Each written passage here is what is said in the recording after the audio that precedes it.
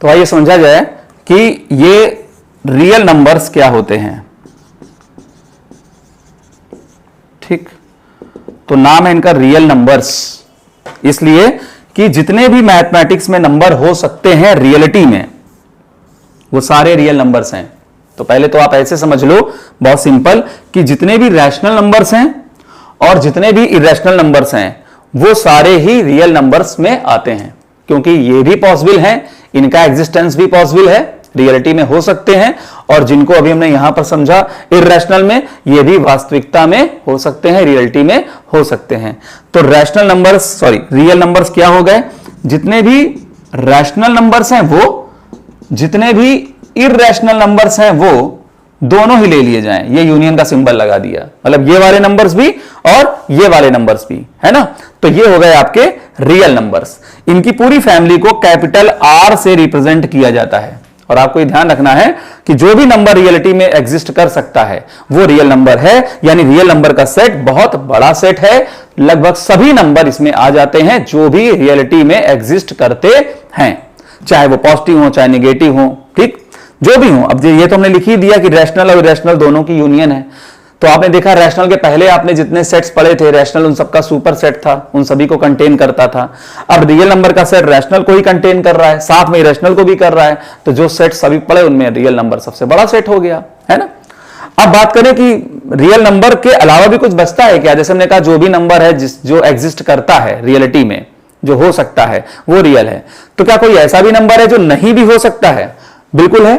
आप जानते हो इमेजिनरी नंबर्स, है ना, इनका नाम ही है इमेजिनरी, यानी जिनको इमेजिन किया गया, कल्पना की गई जिनकी, मतलब हकीकत में जो एग्जिस्ट नहीं कर सकते।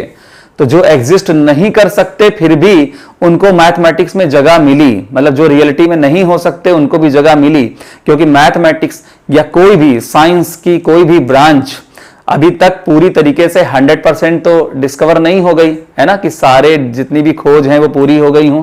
ऐसे ही मैथमेटिक्स में भी अभी बहुत कुछ जानना बाकी है, ठीक। तो मैथमेटिक्स की कई सारी ऐसी प्रॉब्लम्स आती हैं जो हैंडल नहीं की जा पा रही थी जब तक हम इन नंबरों को कंसीडर ना कर लें जिनको इमेजिनरी नंबर्स कहा गया।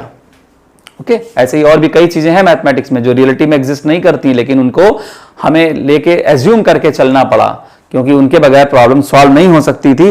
तो इमेजिनरी नंबर्स क्या होते हैं आप सबको पता है, अंडर रूट में माइनस, जैसे under root -1, under root -2, under root -3 dot dot dot, तो अंडर रूट के अंदर माइनस, ये कहलाते हैं इमेजिनरी नंबर। और आपको पता है कि जो अंडर रूट -1 है उसको इस सिंबल से रिप्रेजेंट करते हैं जो दिखने में इंग्लिश अल्फाबेट के आई जैसा है। हकीकत में ये आई नहीं है, ये यूनानी भाषा का अक्षर है, आयोटा कहते हैं इसको, है ना।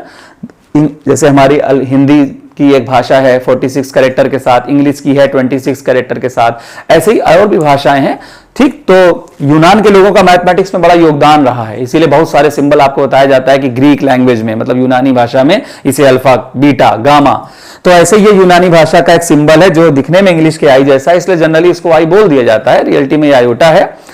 तो अंडर रूट -1 है ना, इसे आई कहा गया, इस वैल्यू को आई नाम दे दिया गया, और इसलिए कोई भी दूसरी वैल्यू होगी वो आई की फॉर्म में लिखी जा पाएगी। जैसे अंडर रूट -2 है ना, तो आप उसको लिख पाओगे अंडर रूट -1 इंटू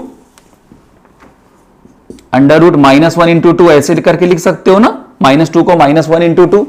अब अंडर रूट -1 के लिए आपने आई इस्तेमाल कर दिया और अंडर रूट 2 को ऐसे ही लिख दिया आपने, तो इसको बोल दिया गया आई अंडर रूट 2, है ना।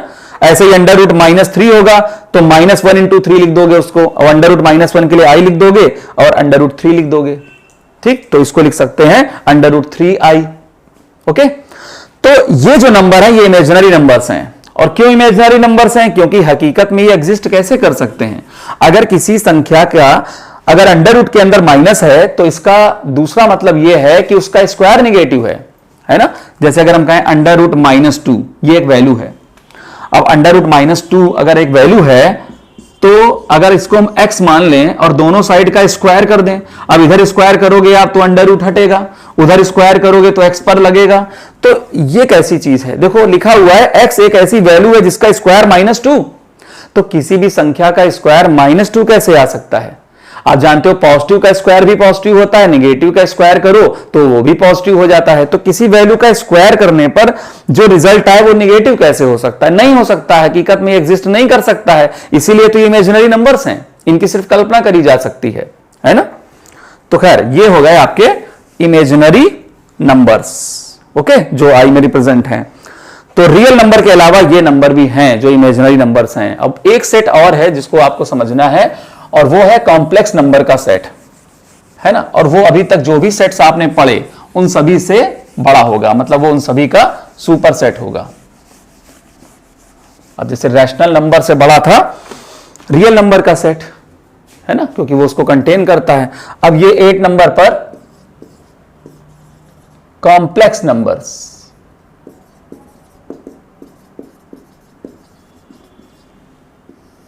तो ये है कॉम्प्लेक्स नंबर, पूरे सेट को कैपिटल सी से रिप्रेजेंट करेंगे, ठीक, कैपिटल सी से। अब ये क्या नंबर्स होते हैं? Complex number. तो अभी हमने पढ़ा ये रियल नंबर्स हैं, और इनके अलावा एक कैटेगरी है जो इमेजिनरी कहलाती है। तो ये समझो दोनों का कॉम्बिनेशन है। कैसे? दरअसल वो नंबर जो x plus i y form में लिखे जा सके या पहले से x plus i y form में हो, ठीक, वो कहलाएंगे कॉम्प्लेक्स नंबर। आपको थोड़ा परिभाषा पे ध्यान देना है। The numbers which are in the form of x plus i y और can be written in the form of x plus i y, मतलब या तो number x plus i y form में हो या फिर x plus i y form में लिखा जा सके, दोनों ही स्थितियों में वो कॉम्प्लेक्स होगा। क्या मतलब हुआ? जैसे अगर हमने ये नंबर लिखा 3 + 2i, तो ये x plus i y form में है ना, x प्लस आई वाई, तो ये कॉम्प्लेक्स नंबर है, पहले से ही x plus i y form में है। लेकिन अगर हम केवल 3 लिख दें, केवल 3 लिख दें और पूछें क्या ये भी कॉम्प्लेक्स नंबर है, तो शायद आप बोलो कि नहीं नहीं, ये तो x plus i y form में नहीं है। लेकिन अभी मैंने बोला ना कि जो है x plus i y form में वो भी, और जो लिखे जा सके उस फॉर्म में वो भी। तो 3 नहीं है, लेकिन 3 को लिख तो सकते हैं ना, 3 + 0i, कोई फर्क नहीं पड़ता, 0i 0 ही हो जाएगा, है ना, दोनों चीजें एक ही हैं। 3 इधर भी लिखा है, 3 इधर भी लिखा है, बस इस तरह से लिख दिया गया कि ये भी x plus i y form में रिप्रेजेंट हो गया, तो फिर ये भी कॉम्प्लेक्स नंबर है। ऐसे ही हमने कहा 5i, ओके। अब ये पूरे x plus i y form में नहीं है, यहां x नहीं है, तो आप x की जगह 0 लिख सकते हो, ठीक, तो ये भी रिप्रेजेंट किया जा सका 0 + 5i, तो ये भी कॉम्प्लेक्स नंबर है क्योंकि ये उस फॉर्म में था नहीं लेकिन लिखा जा पाया, ओके। तो ये है कॉम्प्लेक्स नंबर का सेट। तो आप समझ गए होंगे कि ये नंबर एक रियल नंबर ही तो है, 3 एक रियल नंबर था, तो इस तरीके से अगर लिखने पर भी कॉम्प्लेक्स माना जा रहा है तो इसका मतलब जितने भी फिर रियल नंबर्स होंगे वो सारे के सारे कॉम्प्लेक्स हो गए, क्योंकि कोई भी रियल नंबर ऐसे लिख दिया जाएगा, आप प्लस करके 0i लिख दोगे। ऐसे ही कोई भी इमेजिनरी नंबर होगा, है ना, जैसे हमने ये 5i लिखा, तो उसमें 5i यानी i वाला पार्ट है, ये वाला पार्ट नहीं है x वाला, तो आप उस जगह 0 लिख दोगे। यानी जितने भी रियल नंबर हैं वो सब भी कॉम्प्लेक्स, और जितने भी इमेजिनरी नंबर हैं वो सब भी कॉम्प्लेक्स। इसीलिए मैंने कहा कि दोनों का कॉम्बिनेशन है, दोनों की यूनियन है, ठीक है ना भैया। तो ओके, तो कॉम्प्लेक्स नंबर जो इस फॉर्म में लिखे जा सकें, क्लियर। तो ये था नंबरों के बारे में डिस्कशन। तो जो अभी तक का सबसे बड़ा सेट है वो कॉम्प्लेक्स का सेट है, क्योंकि ये सभी का सुपर सेट है, ओके।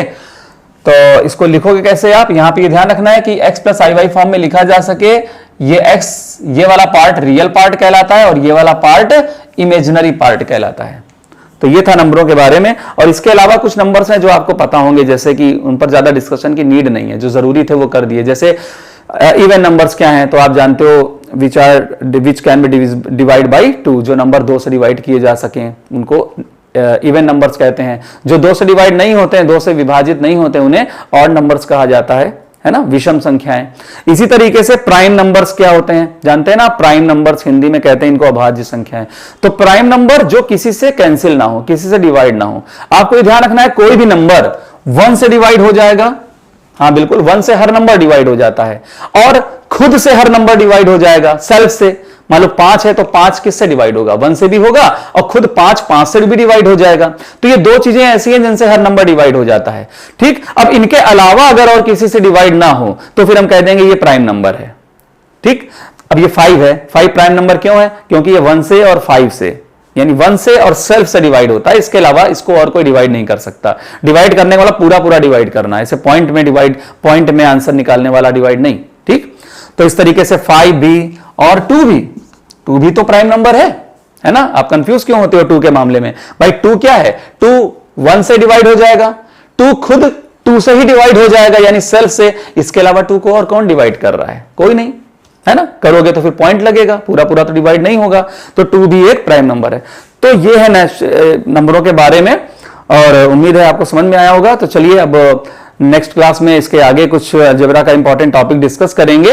और जो आप वीडियो देख रहे हैं उसमें नीचे लेफ्ट साइड पर आपके रेड कलर से नहीं, राइट साइड पे सब्सक्राइब से लिख करके आ रहा होगा, उसे प्रेस करें और उसके बाद जो बेल आइकन अपीयर होता है उसे भी प्रेस करें, जिससे कि जो भी मैथमेटिक्स से रिलेटेड वीडियो या और भी आपके कुछ काम के टॉपिक के वीडियो हम उस पर डालने जा रहे हैं, जो आपके स्वास्थ्य से संबंधित होंगे या आपके पढ़ाई कैसे करें, स्टडी के क्या तरीके हैं, उनसे संबंधित वो जो भी वीडियोस अपलोड हों उसकी जानकारी आपको मिले, इसलिए चैनल को सब्सक्राइब कर दें। Thank you.